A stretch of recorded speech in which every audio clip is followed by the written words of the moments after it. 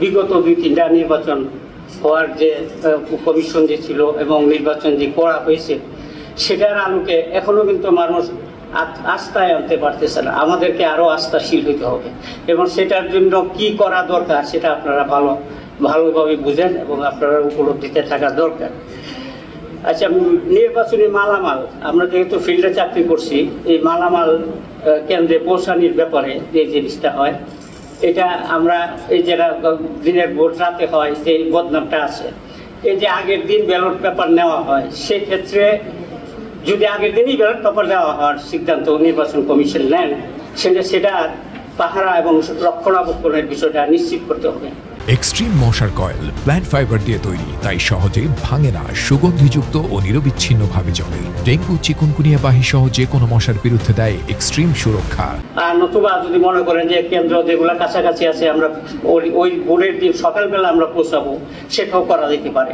এই বিষয়টা নিয়ে একটু মাথায় রাখার জন্য আমি অনুরোধ করব, যেহেতু এই নিয়ে অনেক কেলেঙ্কারি অতীতে হয়েছে, এই বিষয়টা আমাদের মাথায় রাখার জন্য আমি বলবো।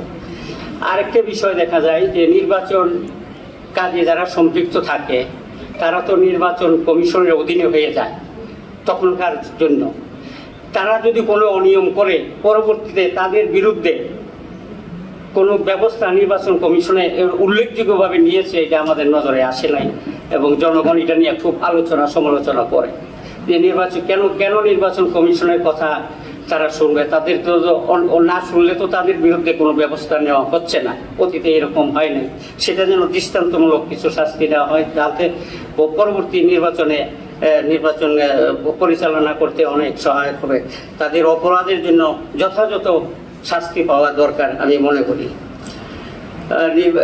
তারপরে হইল যে একটা জুডিশিয়াল কমিটি করা হয়। এই জুডিশিয়াল কমিটির যে কাজটা, এটা একটু আলোচনায় আসে, আমি আবারও এটা রিপিট করি যে তাদের কাজটা যথাযথভাবে হচ্ছে না। যদি কমিটির পরিমাণ আরো বাড়াইতে হয়, মাঠ পর্যায়ে যে সমস্যাগুলো প্রিসাইডিং অফিসার বা ভোট কেন্দ্রে তাৎক্ষণিকভাবে তারা ফেস করে, তারা গিয়ে এই জিনিসটা সেভাবে দেখভাল করতে পারে না।